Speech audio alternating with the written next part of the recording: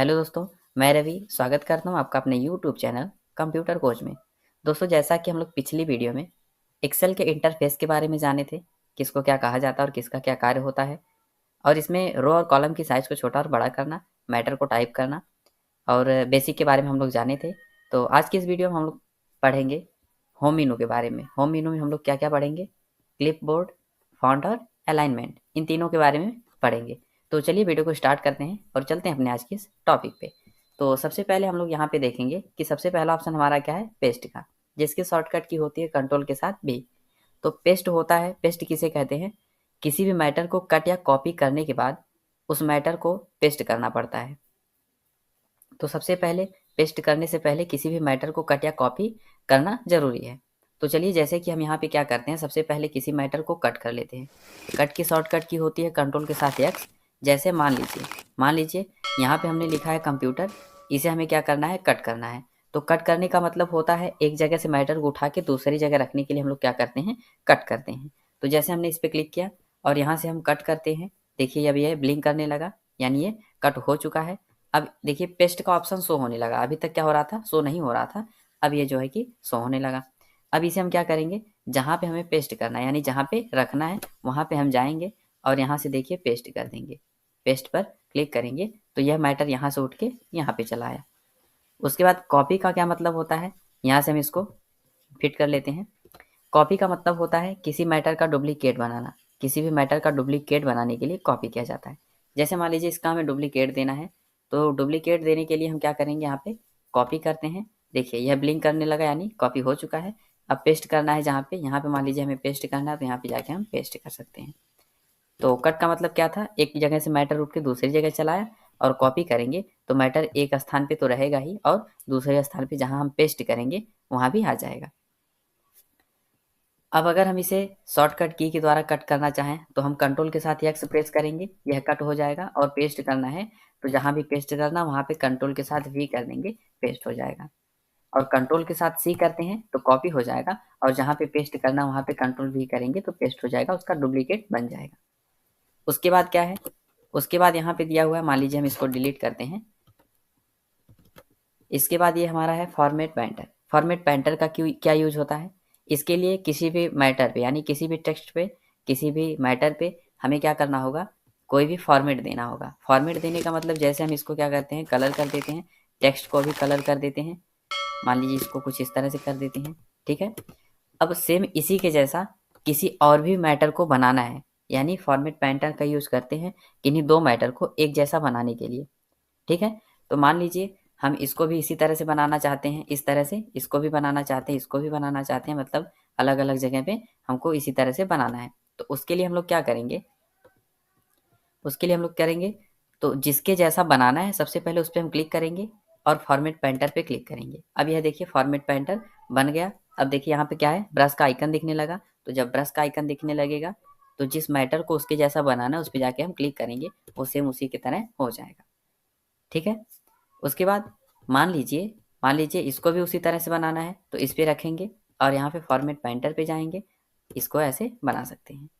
फिर से इसके जैसा बनाना है किसी ज़्यादा मैटर को तो ऐसे हम फॉर्मेट पेंटर पे जाते हैं, इनको मान लीजिए सेलेक्ट करते हैं तो इतना मैटर सेम उसी के जैसा हो जाएगा। और भी अलग तरीके से आप बना सकते हैं, मान लीजिए इसका हम कलर चेंज कर देते हैं। अब सेम इसके जैसा बनाना हुआ तो इस पर जाएंगे, फॉर्मेट पेंटर पे जाएंगे और जिसको जैसा बनाना है उसी पे क्लिक कर देंगे। इसके बाद हम आते हैं यहाँ पे फॉन्ट में। फॉन्ट हमारा क्या है, इसमें देखिए यहाँ पे फॉन्ट स्टाइल को चेंज करना। जैसे किसी भी टेक्स्ट को हम लिखे हैं, इस पर हम जाते हैं और फॉन्ट स्टाइल को यहाँ से हम चेंज करते हैं। यहाँ से इसकी अलग अलग स्टाइल को हम कर सकते हैं, ठीक है। उसके बाद यहाँ पे आते हैं, देखिए इसको बोलते हैं बोल्ड। बोल्ड का मतलब होता है किसी भी मैटर को मोटा करना, जिसकी शॉर्टकट की होती है कंट्रोल के साथ बी। जैसे हम इसको मोटा करना चाहते हैं तो यहाँ से बोल्ड करेंगे, देखिए इन सब की अपेक्षा ये मोटा हो गया। जैसे हम इस पे जाते हैं, इसको भी मोटा करना है तो क्या करेंगे, कंट्रोल के साथ बी कर देंगे या फिर बोल्ड पे हम चले जाएंगे तो यह मोटा हो जाएगा। इसकी शॉर्टकट की होती है कंट्रोल के साथ बी, अगर हम कंट्रोल के साथ बी प्रेस करते हैं तो भी ये बोल्ड हो जाएगा। इसके बाद ये हमारा दिया हुआ है इटैलिक। यहाँ पे दिया हुआ आई, आई का मतलब इटैलिक, जिसकी शॉर्टकट की होती है कंट्रोल के साथ आई। तो इटैलिक करने का मतलब क्या होता है, किसी भी मैटर को तिरछा लिखना। जैसे हम यहाँ पे कुछ भी लिखे हैं, इसको तिरछा दिखाना है तो हम इटैलिक कर देंगे, देखिए ये तिरछा हो गया। सेम इसके जैसा इसको भी करना है, तो इस पे जाएंगे हम, इटैलिक कर देते हैं, ये तिरछा हो जाएगा। इसकी शॉर्टकट की होती है कंट्रोल के साथ आई। जैसे कि मान लीजिए हमें इसको तिरछा करना है, हम कंट्रोल के साथ आई प्रेस करते हैं तो यह तिरछा हो गया। उसके बाद हमारा यहाँ पे दिया है यू, यू का मतलब अंडरलाइन। अंडरलाइन का शॉर्टकट की होता है कंट्रोल के साथ यू। मैटर के नीचे लाइन देने के लिए हम अंडरलाइन का यूज करते हैं। किसी भी मैटर के नीचे लाइन देना है, जैसे इसके नीचे हम लाइन देना चाहते हैं तो इसको यहाँ से हटाते हैं और अंडरलाइन पे जाते हैं। यहाँ पे देखिए अंडरलाइन में दो ऑप्शंस होते हैं, अंडरलाइन और डबल अंडरलाइन। तो सिंगल देना है तो सिंगल वाले पे, डबल देना है तो डबल वाले पे कर देंगे। अगर हम यहाँ से इस पे क्लिक करते हैं तो इस पे सिंगल वाला आ जाएगा, जैसा कि हम यहाँ पे देख पा रहे हैं नीचे। अब जैसे यहाँ कंप्यूटर के नीचे हमें क्या करना है, अंडरलाइन देना है, ठीक है। इसकी शॉर्टकट की होती है कंट्रोल के साथ यू। जैसे हम कंट्रोल के साथ यू प्रेस करते हैं तो उस मैटर के नीचे अंडरलाइन आ जाएगा। इसको हटाने के लिए फिर से हम इस पर क्लिक करते हैं और अंडरलाइन पे क्लिक करते हैं, देखिए अब रिमूव हो गया, ठीक है। उसके बाद यहाँ से टेक्स्ट की साइज को छोटा और बड़ा करना है। जैसे हम इस पर क्लिक करते हैं, इसको हमको छोटा करना है या बड़ा करना है, तो यहाँ से जितना बढ़ाएंगे उतना बड़ा होता जाएगा, ठीक है। उसके बाद ये दिया हमारा बैकग्राउंड कलर, किसी भी मैटर के पीछे यानी जो टेक्स्ट हमारा लिखा है उसके पीछे के कलर को करने के लिए। देखिए अभी टेक्स्ट हमारा ब्लैक कलर से है तो वो ब्लैक ही है, और उसके पीछे कैसा कलर चेंज हो रहा है। जैसा भी कलर आपको रखना है उसके पीछे हम वैसा कलर रख सकते हैं। और टेक्स्ट को कलर करने के लिए हम इस पे जाते हैं, ये हमारा टेक्स्ट कलर करने के लिए है। अब देखिए जो लिखा हुआ मैटर है वो चेंज हो रहा है, तो इसमें जैसा भी दिखाना चाहें, जैसे हमें ये दिखाना है तो ऐसे दिखा सकते हैं, ठीक है। उसके बाद हम इस पे जाते हैं, यहाँ पे देखिए दिया है मोर कलर। मोर कलर पे जाके हम मनचाहा कलर बना सकते हैं, जैसे हम कस्टम करके यहाँ से उसको हम बना सकते हैं। देखिए वही कलर यहाँ पे हो गया। अब हम यहाँ पे जाके इस पे क्लिक करते हैं तो उसी कलर का ये बन जाएगा। अब चलते हैं हम अलाइनमेंट में। अलाइनमेंट हमारा क्या होता है, अलाइनमेंट में क्या दिया हुआ है, जैसे हम किसी भी मैटर को अगर टाइप करते हैं, जैसे हम यहाँ पे लिखते हैं कंप्यूटर, कंप्यूटर कोच, यहाँ पे हमने लिखा कंप्यूटर कोच। अब इसको देखिए जब भी हम लिखेंगे, अब हम इसको बड़ा कर देते हैं, ठीक है। इसमें जो है कि कॉलम थोड़ा सा बड़ा रहेगा तब ज़्यादा समझ में आएगा। तो इसमें देखिए सबसे पहले यहाँ पे क्या दिया हुआ है, इस पे हम जाएंगे तो इस पे दिया है टॉप अलाइन। टॉप अलाइन का मतलब होता है कि ऊपर रहेगा जो भी मैटर हम टाइप करेंगे। इसमें तो देखिए रो इतनी है, अगर हम इसको बड़ा कर देते हैं, एक मिनट,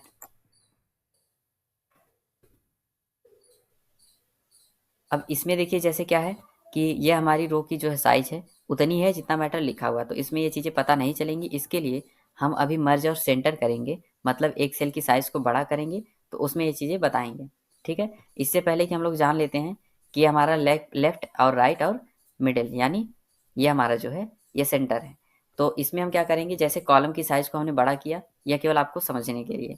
तो इसमें देखिए अभी तक क्या है, लेफ्ट एलाई है। लेफ्ट एलाई का मतलब जब भी हम किसी मैटर को टाइप करते हैं तो देखिए लेफ्ट साइड जगह छोटी नहीं है और यह लेफ्ट साइड से टाइप हो रहा है, जबकि राइट साइड में देखिए इतनी जगह छूट गई है। ऐसा भी हो सकता था कि राइट साइड में चला जाए, लेकिन ऐसा कुछ भी नहीं है। यहाँ पे कंप्यूटर की स्पेलिंग गलत है, इसको हम सही कर देते हैं। तो इसके बाद देखिए लेफ्ट एलाई पहले से है, अगर हम यहाँ पे जाते हैं तो ये हमारा सेंटर एलाई है। सेंटर अलाइन का मतलब होता है मैटर को बीच में करना। इसको हम यहाँ पे क्लिक करेंगे, देखिए मैटर पूरे बीच में हो गया, कॉलम के बीच में हो गया। इसके बाद हम इस पर क्लिक करते हैं और इसको राइट अलाइन कर देंगे तो देखिए राइट में चला गया, जबकि अब लेफ्ट साइड जगह छूट गई है।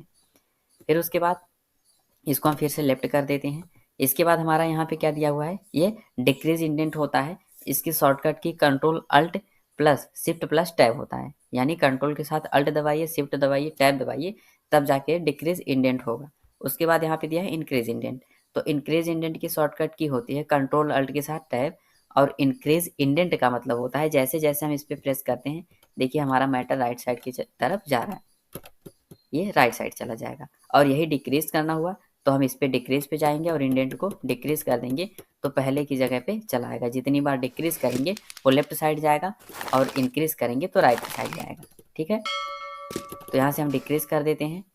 उसके बाद हमारा यहाँ पे दिया है किसी भी टेक्स्ट को एंगल में लिखना। जैसे अब यहाँ पे देखिए जैसे दिया है हमारा किसी भी टेक्स्ट को एंगल में लिखने के लिए, तो यहाँ पे सबसे पहला ऑप्शन है एंगल काउंटर क्लॉकवाइज।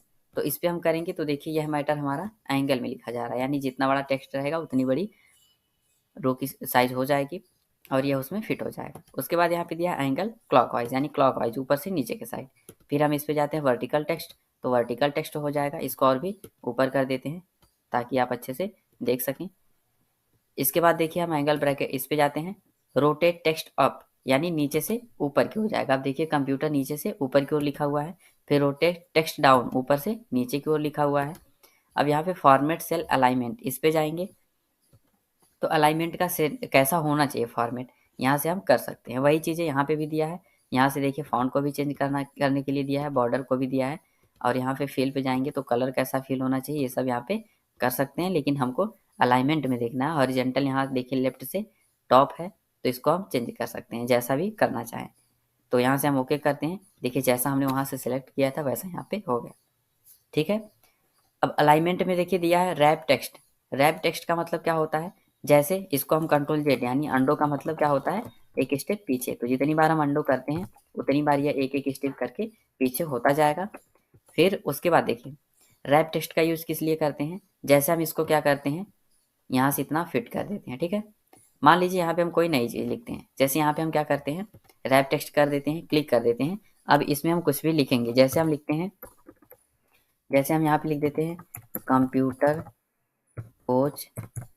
अब देखिए इंटर करते हैं तो जब तक रैप टेक्स्ट पे चिन्ह लगा रहेगा, यानी रैप टेक्स्ट को जब हम एक्टिव किए रहेंगे तो जब भी हम कोई मैटर लिखेंगे तो वो जितना साइज रहेगा कॉलम का उसके उतने में ही नीचे के साइड बढ़ता हुआ जाएगा और कॉलम से बाहर नहीं जाएगा।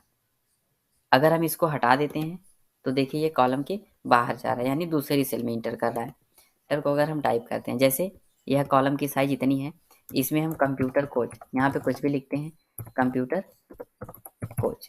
अभी देखिए अगर हम इस तरह से लिखते हैं तो यह क्या होगा, कॉलम के बाहर, यानी इस सेल से दूसरी सेल में इंटर कर रहा है।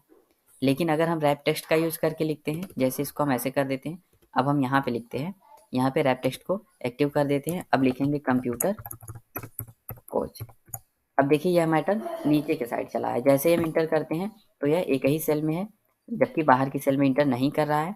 तो रैप टेक्स्ट का यूज़ करते हैं जब तो मैटर को लिखते समय एक ही सेल में होता है, वो मैटर कितना भी बड़ा हो सेल की साइज़ को बड़ा और छोटा करके उसी में रह जाएगा। चलिए उसके बाद हम इसको कंट्रोल जेड कर देते हैं, यानी एक स्टेप पीछे कर लेते हैं।